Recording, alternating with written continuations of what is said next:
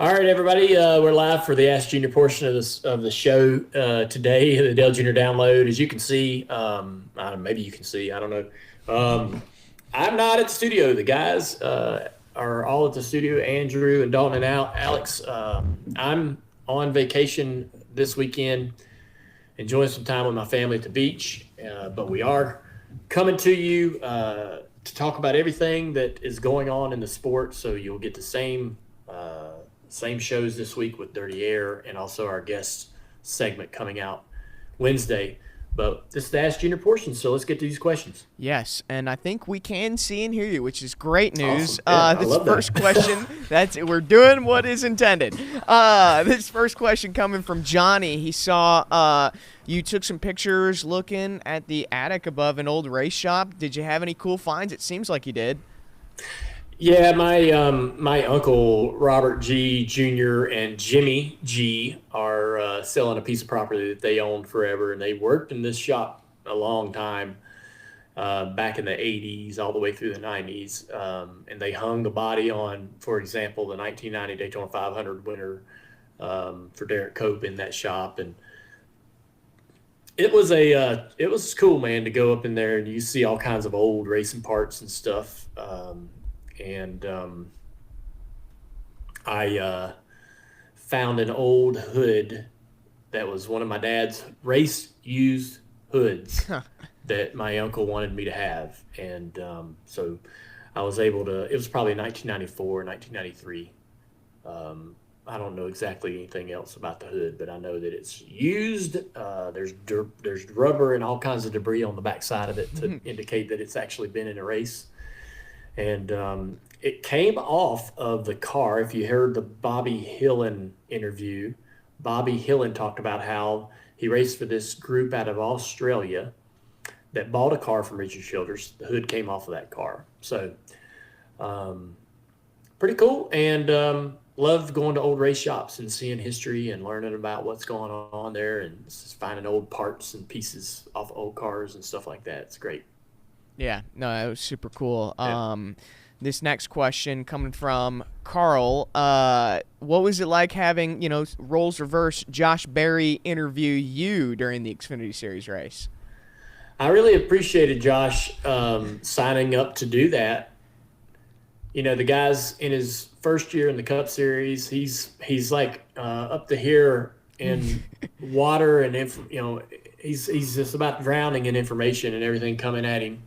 But he took time to get outside of the box a little bit and do something that I think he would really enjoy. I like to see our drivers find a way to learn what the broadcast is about, what it's like to do the broadcast and some of the challenges that come with it. And I think he walks away with a better appreciation for not just, myself or anybody else that works in the booth, but our pit reporters and the job they're trying to do, and even our print media, right? Like it really helped me understand and appreciate how hard the print media works, everybody in the media center, and gave me a newer appreciation for their roles. So that's good for our drivers to experience and see, and I think it's helpful across the board. So I hope he enjoyed it. He seemed like he had a fun time. Seemed like he did a great job. Everybody complimenting him about his winter interview on the front straightaway. How cool is that? Yeah, no, it was super cool. We actually talked to Josh on Sunday, and we've got a great clip of his perspective of interviewing you. But he's like, "This is like the different universe. Like, what? Yeah. What kind of world is this?" And he had to break the news that Justin Allgaier was speeding on pit road to you. Yeah, yeah. That's the tough part of doing live television, man. Yeah. It's like we're gonna do an interview, we're gonna have fun, but also there's this little bit of bad news I need to share with you. So Right. Yeah.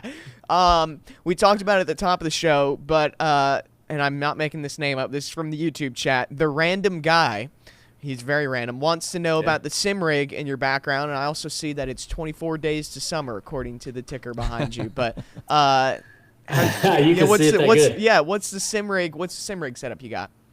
Yeah, I basically teamed up with WR1, Chad Wheeler. He makes sim rigs for that company, WR1. And he sponsored our esports car at Junior Motorsports for a couple of years with Michael Conti. And So that's a WR1 chassis behind me, a triple screen, 34-inch curved monitors. I built the PC. Yeah, it runs pretty good most of the time, but I really enjoy. It's a newer rig that I've had for a while, but I haven't put it together until I got it down here at this vacation house, and so. Amy's not thrilled about it. Doesn't love the idea. Yeah, she doesn't love the idea of me racing on the sim rig while we're here with the kids on vacation. But just in case there's a big race going down or something I need to do, because I work for iRacing too. So there's times when they're like, "Hey, we need you to try this," or "What do you think about this?" And so I need the rig nearby. I need to be able to access the software. So. Yeah, I'm very thankful to have it. So, what was that picture you sent us of it's the podcasting / sim room? It was from the outside. It was like glowing bright red. It was at night. What's like you got like lights in there that like glow? Oh, is that It's light? that one back there. Yeah, I got some. Yeah, you got to have some accent lighting in this room. It's all Right. it's all kind of like these kind of basic colors. But if you look over my shoulder at both of those pictures, that's the Daytona Beach course. And I went on Getty and found 2 photos of cars racing at the Daytona Beach course because I thought, man, I got a beach house racing photos. That's on theme. Beach course racing photos is Amy was like, yeah, I'll allow that. And so I had those framed at the local at a local shop in Mooresville. Brought them down here to add to our studio, our offsite remote studio here. Yeah. I got my printer right there, and I'm printing all of my crap for you guys to be able to go through my notes. Most important thing in that room. Yeah, my little mini ticker. Yes. We've got a big ticker coming. Our fans don't know. We got a they don't. We've got a big 14-foot ticker coming to the Dirty Mo offices. I can't wait. And we're going to shoot some stuff in there. We're building out this new office, and we're going to shoot some stuff in there. You'll get to see that soon, so I'm excited about that. But here's the mini ticker. And, It's a taste of what we're getting. And the sim rig, yeah. It's the calm before the storm. Dale, I know we've got a busy day. We're just cranking things out here on Dale Jr. Download. That's a good place to end it this week. Ask Jr. with Xfinity. All right, man. I appreciate everybody. Thank you, Xfinity, for everything you do. Appreciate y'all tuning in. Hope y'all enjoyed the shows. We're trying to create great content here while I'm not in the studio, and I hope you enjoy what we're doing over the summer. And because we'll be doing it from this, we'll be doing it kind of like this quite a bit during the summer. So you still get all the same great stuff. Christopher Bell called in earlier in the show and gave us a great interview.